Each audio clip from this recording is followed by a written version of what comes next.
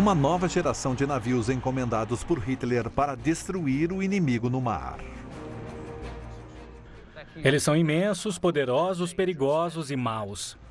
Navios monstros, maiores, mais rápidos e mortais do que qualquer outra embarcação. Esta peça é incrível. Faz parte do cinturão blindado do Bismarck. Embarcações fantásticas, projetadas para serem virtualmente insubmergíveis. Que tipo de navio é esse que sobrevive a uma bomba que faz isso? É incrível. Esta é a história da ascensão e queda dos meganavios de Hitler.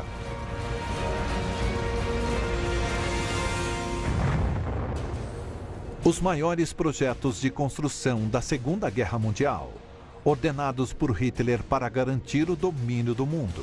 Agora eles sobrevivem como lembretes sombrios das fanáticas ambições militares do Führer. Estes são os segredos das obras incríveis do nazismo. Os meganavios de Hitler. Novembro de 1944, Ártico. A maior arma nazista, o Tirpitz, está sob ataque. Disparar, Anton! Disparar, Bruno!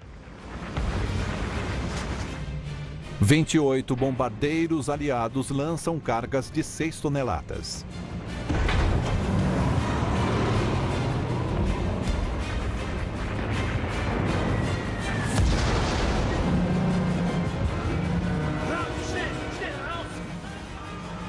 Os 1.700 homens a bordo contam com a engenharia deste enorme navio para salvar suas vidas.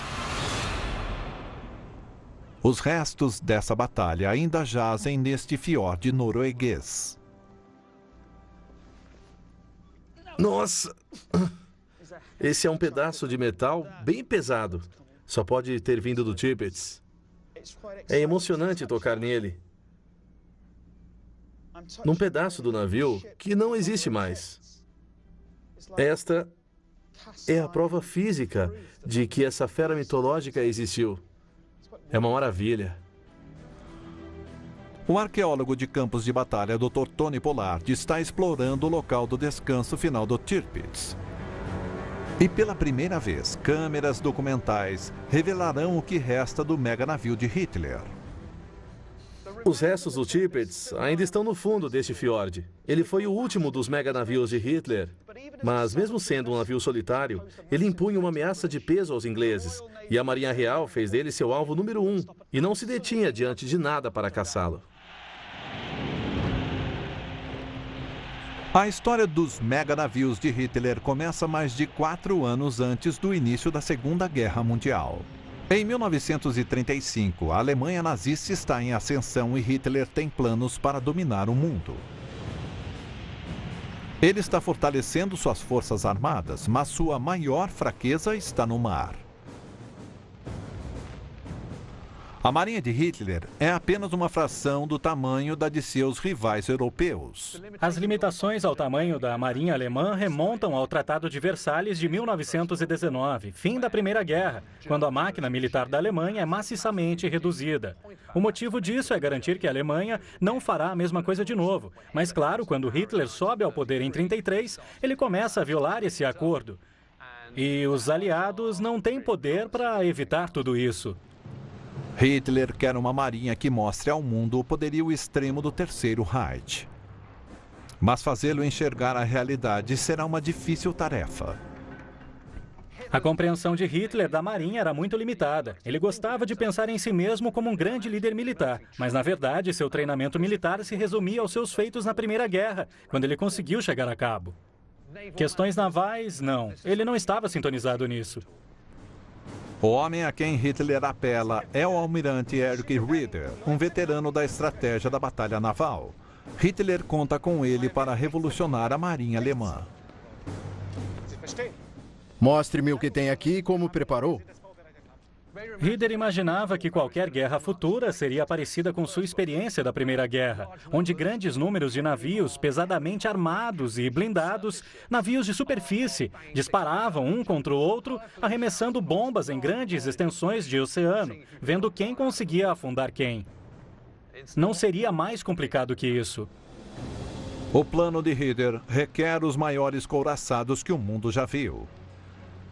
Ele entrega as primeiras plantas de sua frota, 2 couraçados enormes, Bismarck e Tirpitz. Para acompanhar as outras marinhas, estes 2 couraçados serão de 50.000 toneladas cada. A mera ameaça desses navios será suficiente para deter os ingleses,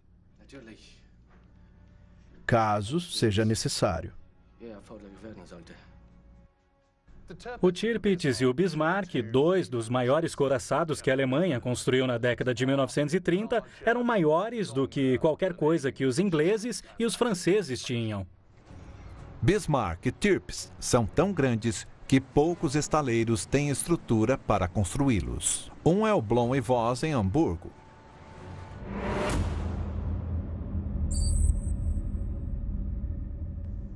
O especialista em engenharia militar Mike Pavelek está explorando o local que ainda é um estaleiro ativo.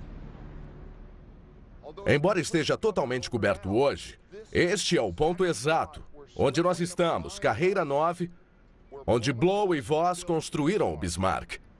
Imagine uma rampa indo daqui até a beira da água, uns 300 metros, onde eles puseram aquilo em 1936. Isso é incrível. É onde o Bismarck foi efetivamente feito.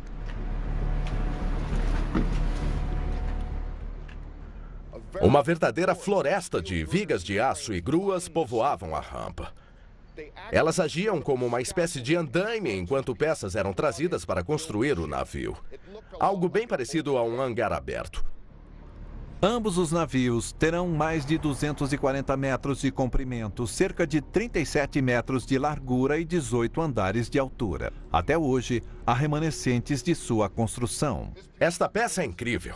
Isso faz parte do cinturão blindado do Bismarck, a chapa blindada que ficava do lado de fora do casco para protegê-lo em áreas críticas. Esta peça sobrou, depois da guerra foi achada e está aqui hoje. É um pedaço enorme de aço. A chapa blindada do Bismarck é projetada para suportar uma carga explosiva de 250 quilos de TNT. Ele era tremendamente bem blindado, era o melhor couraçado blindado que o mundo conhecia. E certamente foi o caso de os alemães exagerarem na engenharia de seus navios, como faziam com tudo. O almirante Hitler quer que os navios sejam insubmergíveis. Primeiro, seus projetistas criam cascos de 2 camadas super fortes. A construção do casco duplo significa que há uma camada externa de metal e também uma camada interna. O casco externo aguenta o estrago, desde que o interno permaneça intacto. Para sobreviver a ataques de torpedos, bombas e ataques aéreos, cada um tem 22 compartimentos herméticos para isolar inundações internas. Esses compartimentos foram projetados para, se o navio fosse penetrado por uma bomba, aquele setor seria lacrado e o resto do navio não inundaria. Ele continuaria flutuando inviável como uma plataforma. 14 de fevereiro de 39, Hamburgo, Alemanha. Em fevereiro de 1939, assim que o primeiro casco é terminado e o navio pode flutuar, Hitler aproveita a oportunidade para inaugurá-lo.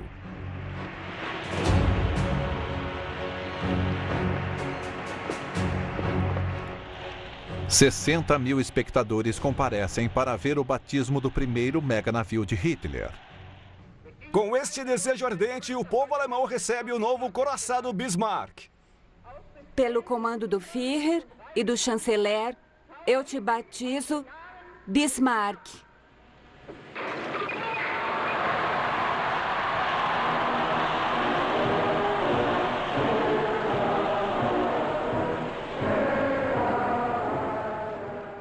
A questão é, para Hitler, o Bismarck tem a ver com prestígio. É um símbolo de status. É dizer, eu tenho o maior navio de guerra do mundo.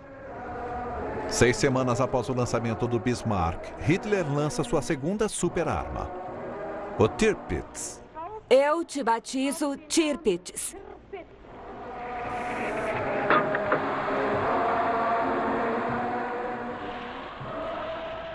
Quando Hitler olha para o Bismarck e o Tirpitz, ele vê uma imagem do próprio prestígio. Eles são imensos, poderosos, perigosos, maus. São uma projeção do poder e autoridade de Hitler. Os 2 novos navios de Hitler estão na água. Logo estarão prontos para a guerra.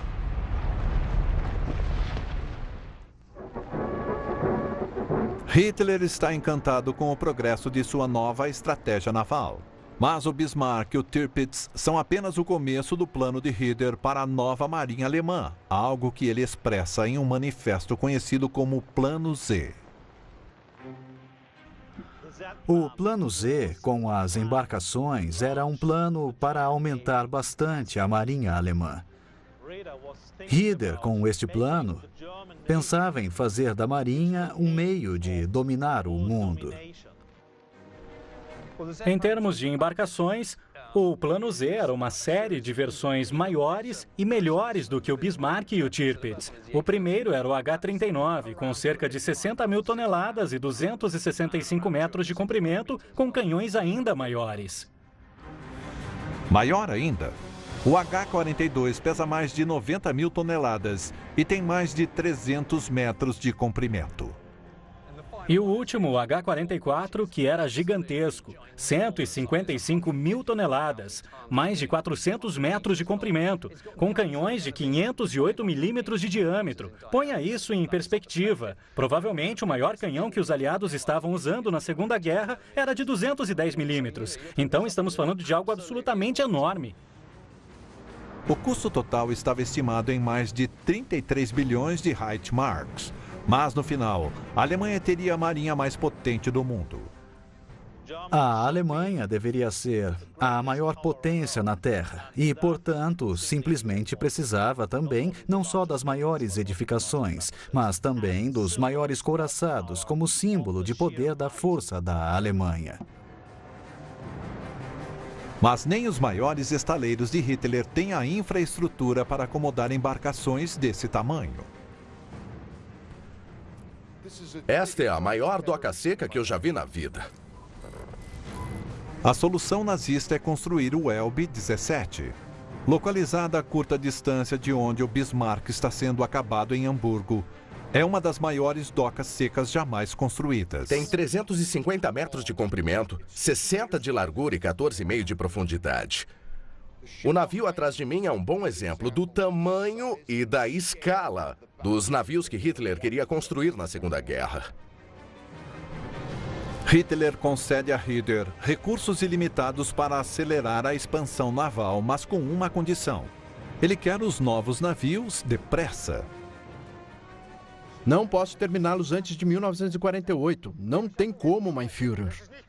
Não, isso não serve, almirante. Eu preciso deles. Se eu posso construir o Terceiro Reich em 6 anos, então, com certeza, a Marinha pode construir esses 6 navios em 6 anos. E o motivo para as exigências impossíveis de Hitler logo fica evidente. Em setembro de 1939, a Alemanha invade a Polônia. A resposta do Ocidente é mais rápida do que Hitler previa e os planos de Hitler correm perigo. Inglaterra e França declaram guerra e, de repente, a Segunda Guerra Mundial começa e isso desarranja todo o Plano Z e o de rearmamento futuro. Por isso, o Plano Z fica parado, porque no momento a meta mais imediata é derrotar a França, o que será feito predominantemente por terra e ar, não com poderio naval. Com o Plano Z suspenso, a prioridade de Hitler é levar o Bismarck e o Tirpitz para a batalha.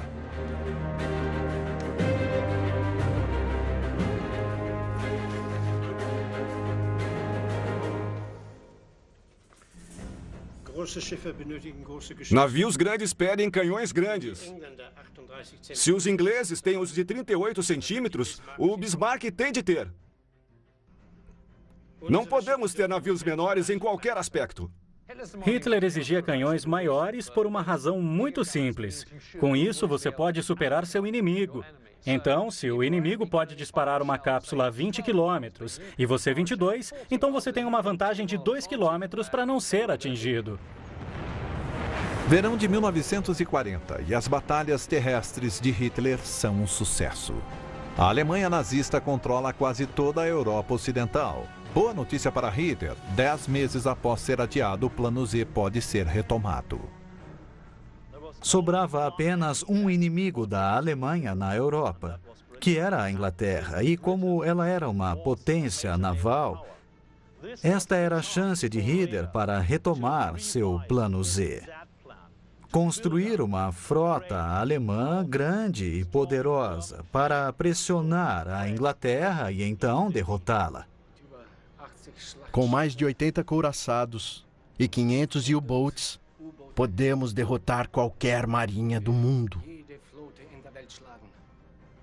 América, Grã-Bretanha, Japão. Não estamos mais falando de 8 porta-aviões, estamos falando de 20, falamos de 80 acoraçados. O mundo parecia estar aos pés deles, eles estavam confiantes, animados em excesso, eram como crianças numa loja de doces.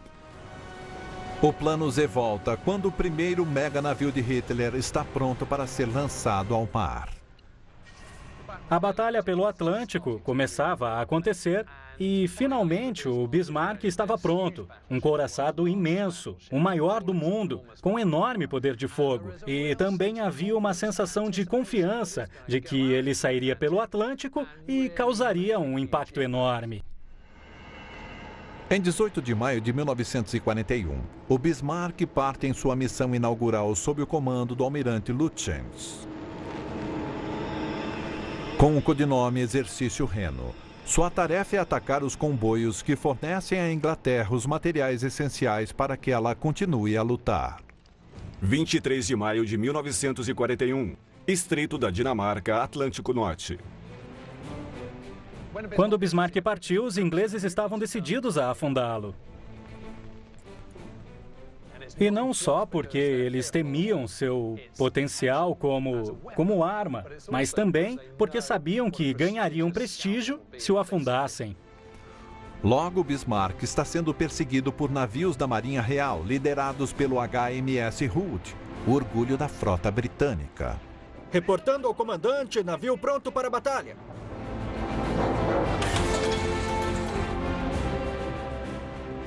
Bismarck e Hood trocam fogo pesado.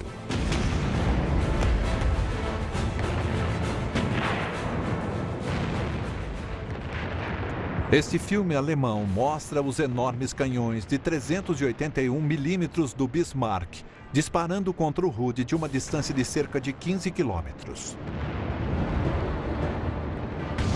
O Bismarck afunda o Hood com um tiro direto. O HMS Hood possivelmente era o navio mais famoso da Marinha Real, mais até que seus couraçados, que seus porta-aviões. Era o único navio que todos conheciam na Inglaterra, e afundá-lo com um tiro foi um golpe terrível para os ingleses e um prêmio para Hitler. Mas o Bismarck também sofre danos. Agora, todos os navios disponíveis da frota britânica perseguem o Bismarck, querendo vingança.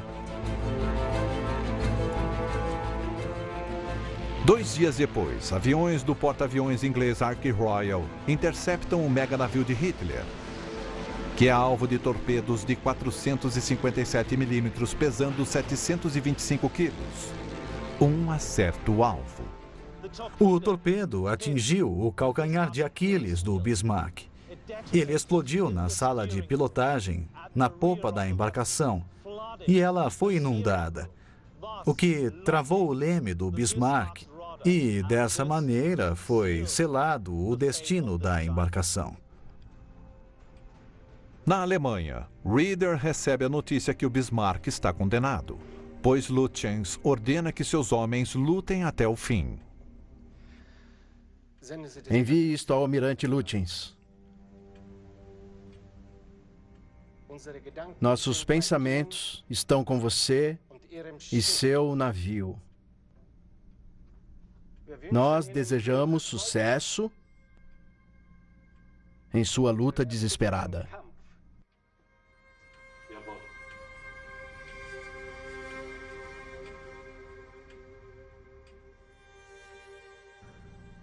Encarando a perda certa do Bismarck, para Hitler a melhor opção era o navio afundar com a bandeira desfraldada, porque simplesmente era a única saída, melhor do que entregar a embarcação ao inimigo.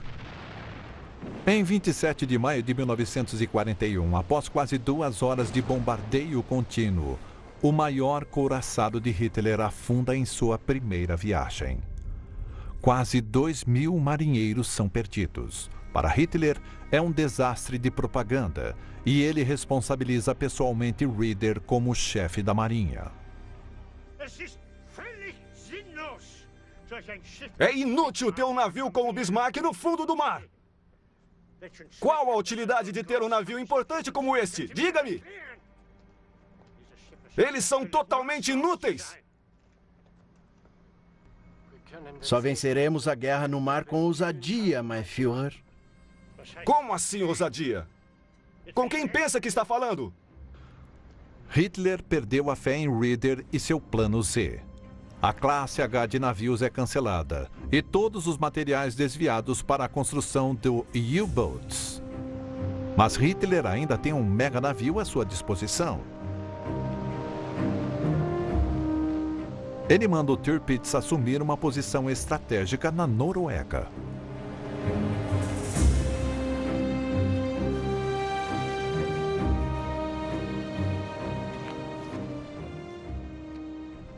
A Noruega era importante para a Alemanha nazista por uma série de razões. Era um possível alvo para uma invasão aliada. E foi por isso que a muralha do Atlântico alemã se estendia do norte da Noruega até a costa espanhola. Mas também estava próxima da rota dos comboios do Ártico, onde navios da Marinha Real escoltavam navios para a Rússia, levando suprimentos vitais para o esforço de guerra russo. E se os alemães quisessem atrapalhar os comboios, eles tinham que estar na Noruega. O plano de Hitler para o Tirpitz logo começa a compensar. O Tirpitz não precisava sair do porto para ser um problema para a Marinha Real. O simples medo de sua presença bastava para que eles pudessem reforçar a escolta dos comboios com navios que poderiam estar sendo usados em outros lugares. Isto serve a Hitler. Ele não quer enfrentar os aliados. Mas na véspera do Ano Novo de 1942, contra as ordens de Hitler, uma força-tarefa naval alemã ataca um comboio aliado nas costas da Noruega. Hitler fica furioso. Suas ordens foram desobedecidas. A frota de alto mar não teve papel importante nesta guerra. Temos poder de luta parado, enquanto o exército não para de combater. Falta marinha, homens e ação dispostos a lutar. O uso de navios importantes para atacar comboios comerciais é estritamente contra minhas ordens. Minhas ordens, almirante! Todos os navios importantes serão agora desviados. Suas armas e tripulações serão mandadas imediatamente para a Noruega para dar apoio à defesa da costa. O rompante de Hitler é a última gota para Raeder. Humilhado pelo descarte do plano Z e agora vendo sua frota sendo desmantelada, ele se demite. Seus navios são desmontados e suas armas enviadas para a muralha do Atlântico. Mas um navio é exceção: o Tirpitz. Hitler tem planos para seu valioso couraçado. Em março de 1943, ele o envia mais ao norte para ficar à espreita num fiorde ártico. O Tirpitz passou 18 meses ancorado em Kafjord, aqui atrás de mim. E havia motivos para isso. Um é que era um navio enorme e precisava de muito combustível para se movimentar. E não havia muito sobrando. Por isso, ele precisava conservá-lo ficando totalmente parado. Uma nova tripulação fica cuidando do mega navio ancorado. Dentre os mais de 2.500 homens a bordo está o tenente Willibald Volsing, de 18 anos. Recém-treinado no uso de armas, ele tem um papel vital na proteção ao navio.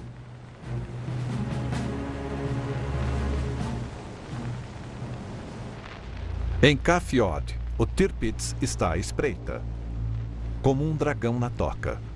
Ele aguarda para bater seus predadores e não terá de esperar muito. No verão de 1944, após a libertação de Leningrado e o bem-sucedido Dia D, a guerra está decididamente a favor dos aliados. Para o desconforto da tripulação do Tirpitz, os ingleses agora o têm como alvo. Para o primeiro-ministro inglês Churchill, o Tirpitz passou a ter uma enorme importância. Ele o chamava de a besta, e não era somente caso de abatê-lo, por ser uma arma perigosa. Era caso de abatê-lo porque seria uma grande vitória psicológica e ele estava determinado a, fosse como fosse, igual ao Bismarck, o Tirpitz teria que ser afundado. O Tirpitz está tão bem defendido que o melhor modo de atacá-lo é pelo ar. Mas os nazistas criam uma tática defensiva revolucionária. Veja essas coisas, elas são incríveis. Parece um acampamento pré-histórico. Mas estas são as bases das máquinas geradoras de fumaça. E estas são as latas, nas quais algum tipo de propulsor, esta coisa branca, é queimado.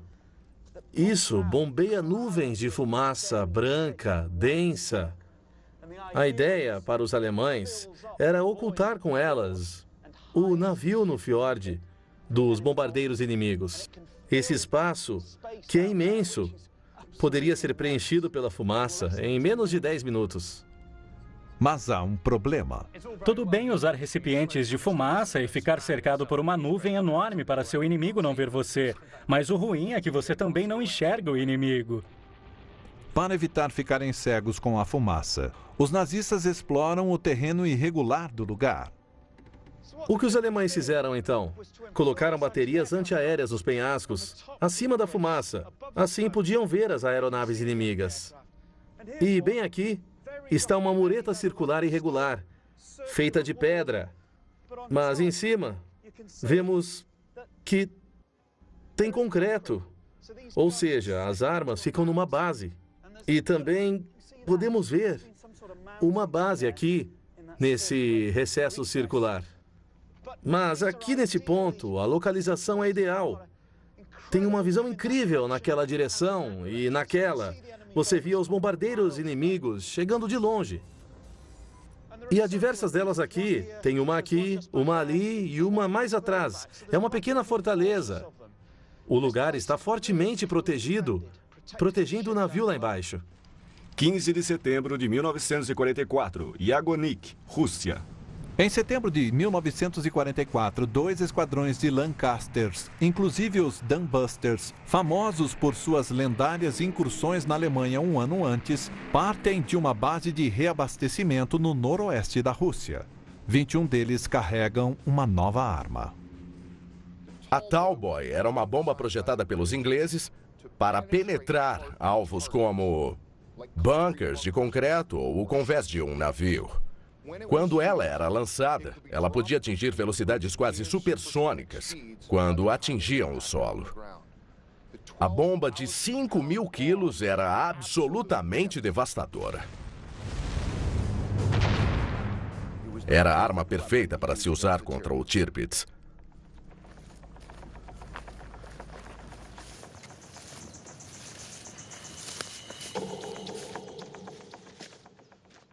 Nossa! Não tem erro. Isso só pode ser uma cratera de bomba. Enorme. O tamanho é incrível. Nós podemos ver onde a bomba caiu na montanha e espalhou pedaços maciços de pedra.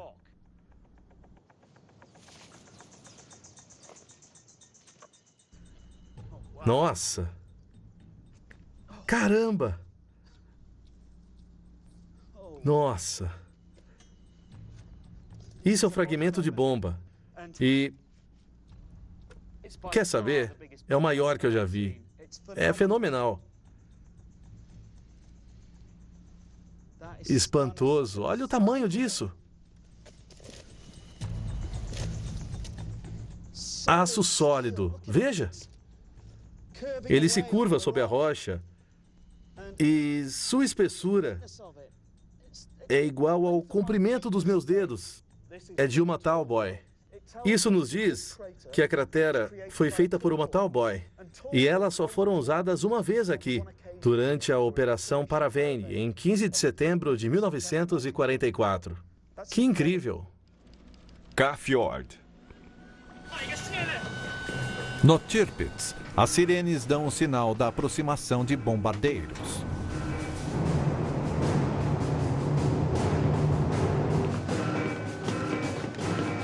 O jovem oficial Willibald Volsing relembra o momento em suas memórias. Fomos informados que 25 bombardeiros Lancaster estavam vindo diretamente até nós. Nós apontamos nossos canhões e esperamos eles estarem ao alcance. Disparar, Anton! Disparar, Bruno!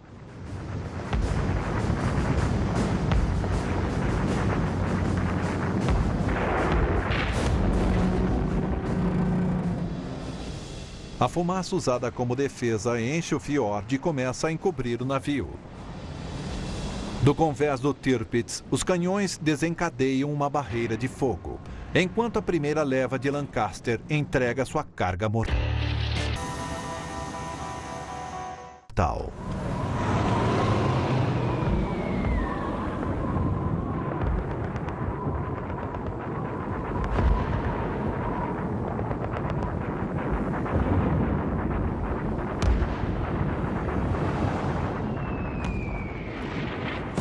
Uma das 16 bombas Tauboy lançadas atinge diretamente o Tirpitz.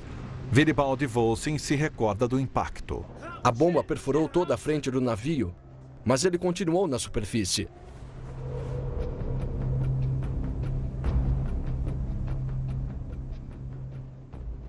Imagine a devastação que não deve ter causado.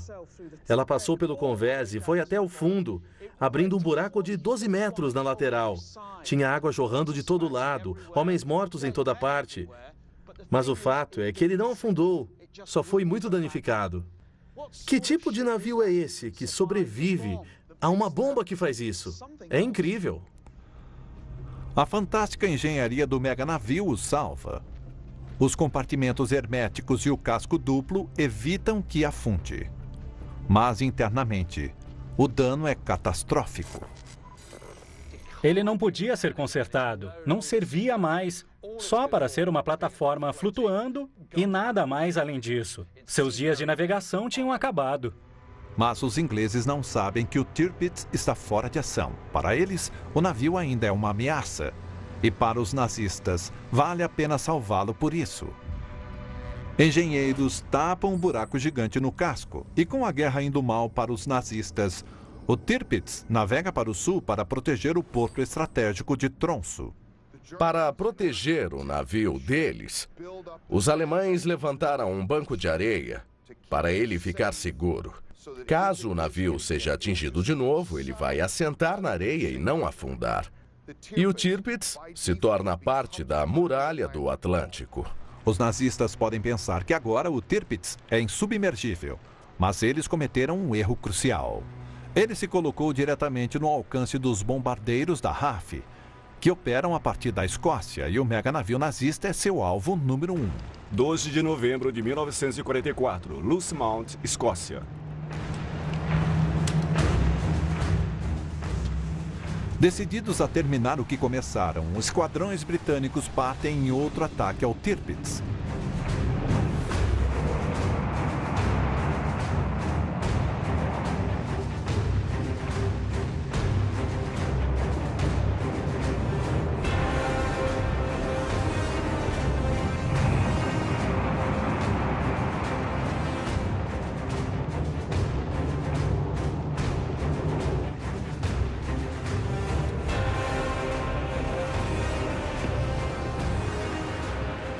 Na Noruega, os aviões são detectados e a tripulação do Tirpitz se prepara para reagir.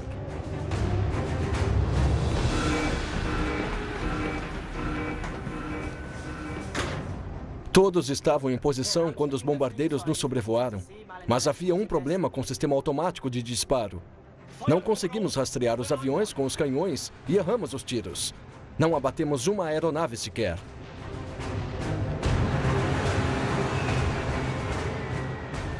Estas são imagens reais do ataque ao Tirpitz. A primeira bomba que cai atinge o alvo. O navio estremece. Em 90 segundos, 6 toneladas de bombas explodem no navio e ao seu redor. A bordo, o caos era total. As explosões ocorriam ao nosso redor. Ondas de choque das bombas explodindo no fiord fazem o Tirpitz inclinar de lado, desalojando-o do banco de areia protetor. A água começa a entrar e o Tirpitz tomba com 1.700 homens a bordo. O tenente Volsin é um das centenas de marinheiros presos dentro dele.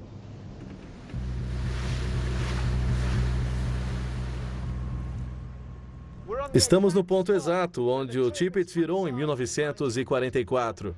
Se você estivesse aqui 70 anos atrás, teria visto o casco imenso se estendendo à sua frente, como uma baleia na superfície. Tudo isso é material do barco? Sim, tudo. O Tirpitz virou de lado e depois afundou. Então muita coisa que estava no alto teria caído no fundo. Caído no leito. Apesar de uma operação de resgate na década de 50, cerca de 20% do Tirpitz continuam espalhados pelo fundo do fiord. Agora, pela primeira vez, câmeras documentais revelarão o que resta da maior arma de Hitler. Está quase pronto. Agora já pode ir. Esta equipe de mergulhadores experientes é especializada em exploração de naufrágios.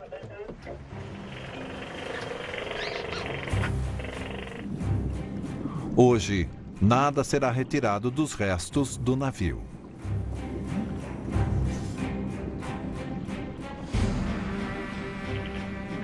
Incrível! Esses destroços são realmente incríveis. É como se um gigante tivesse pego o navio e o agitado, e tudo dentro dele tivesse caído no fundo do fiord. E é isso que estamos vendo agora. Tem um monte de coisas ali. A visibilidade é muito boa.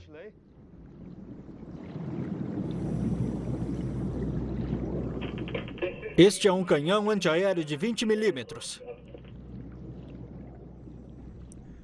Estas são cápsulas com pavios, veja.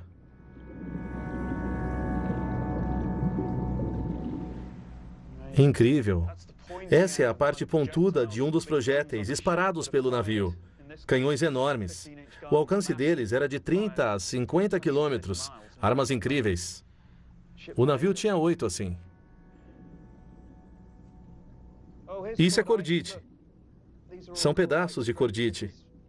O explosivo das cápsulas, ele vem assim, parece espaguete amontoado. Se tirar isso da água hoje, e se você quiser acender, ele vai funcionar, vai pegar fogo. Em 1944, a situação era desanimadora para Volsin e os outros sobreviventes. Nós nos agarramos ao que pudemos achar para ficar à tona da água gelada que entrava por todo lado. Logo estava na altura da cintura e nós sabíamos que tínhamos pouca chance de escapar com vida do navio virado. Apesar da chapa blindada e o casco de aço grosso que deixava o Tirpitz impenetrável, agora aprisiona os que estão vivos dentro dele. 30 minutos depois de o Tirpitz virar, somente o casco permanece acima da superfície do fiord. E a maré está subindo. Não adianta. Não temos saída. Já tentamos de tudo. A maioria dos homens ficou presa a bordo e teve início uma grande operação de resgate. Eles estavam sobre o casco com maçaricos, tentando abrir buracos, e ouviam os homens batendo no metal. Socorro! Socorro!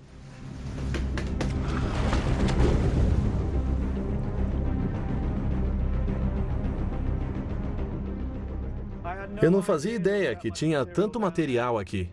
É interminável. Interminável. O Tirpitz continha muitas toneladas de cabos, canos e máquinas. A maior parte foi descartada durante o resgate. Agora ela está no fiord, juntamente com pedaços imensos de chapas blindadas. Nossa, é uma chapa blindada que foi cortada na operação de salvamento, mas foi jogada na água. Eles não levaram embora. Veja, chapas de aço bem grossas.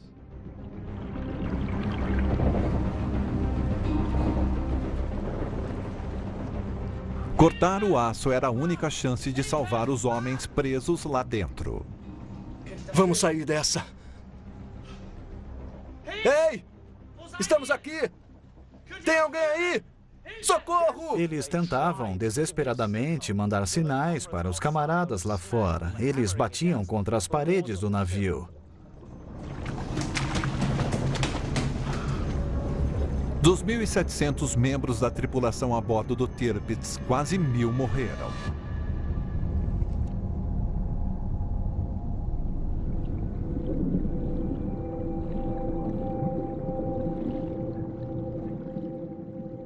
Eu achei um livro.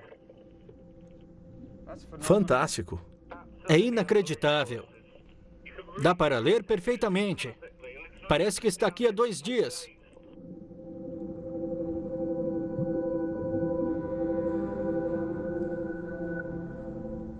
Dá para ler a palavra guerra. Guerra? Bem adequada. Encontrei o que parece ser a parte de um cinto ou de uma medalha. Está bem aqui. Veja, na verdade é um botão. Estou vendo. Que incrível. Certo, devolva e vamos deixar aí. É comovente ver uma coisa assim tão pessoal. Mostra o lado humano dessa história. E eu acho que é muito fácil ser levado pela mecânica, pela engenharia, pela escala desta arma.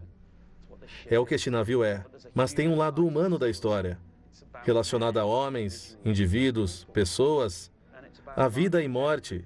E está tudo lá embaixo. Temos que respeitar isso. Esse naufrágio tem de ser preservado e lembrado, porque é um túmulo e um memorial. Em 12 de novembro de 1944, a missão de resgate adentrou a noite. Depressa! A água está subindo!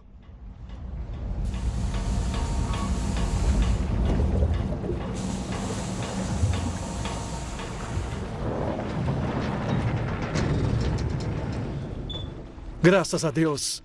O tenente Volsing foi um dos 87 marinheiros resgatados. O naufrágio do Tirpitz marca o fim definitivo das aspirações navais de Hitler. No fim de 44, no oeste, os aliados estão avançando pela Europa. No leste, os soviéticos abrem caminho até Berlim. E agora os 2 meganavios de Hitler, símbolos de status do Terceiro Reich, estão submersos. Os meganavios de Hitler fracassaram porque não eram muitos e não tinham o apoio de outras embarcações e muito menos de poderio aéreo, de porta-aviões. E na Segunda Guerra era preciso ter couraçados e poderio aéreo, algo que os nazistas nunca desenvolveram. Navios grandes são coisa do passado. A guerra foi dominada pelo poderio aéreo, por submarinos. E não é coincidência aviões terem tido um papel vital no afundamento de ambos os navios. Depois da guerra, o almirante Rieder foi condenado à prisão perpétua no julgamento em Nuremberg por violar o Tratado de Versalhes. Libertado por estar com a saúde fraca, ele morreu em 1960. Willibald Volsing retomou a vida civil na Alemanha. O naufrágio do Tirpitz põe fim à era dos meganavios nazistas. Nunca mais couraçados como esses dominarão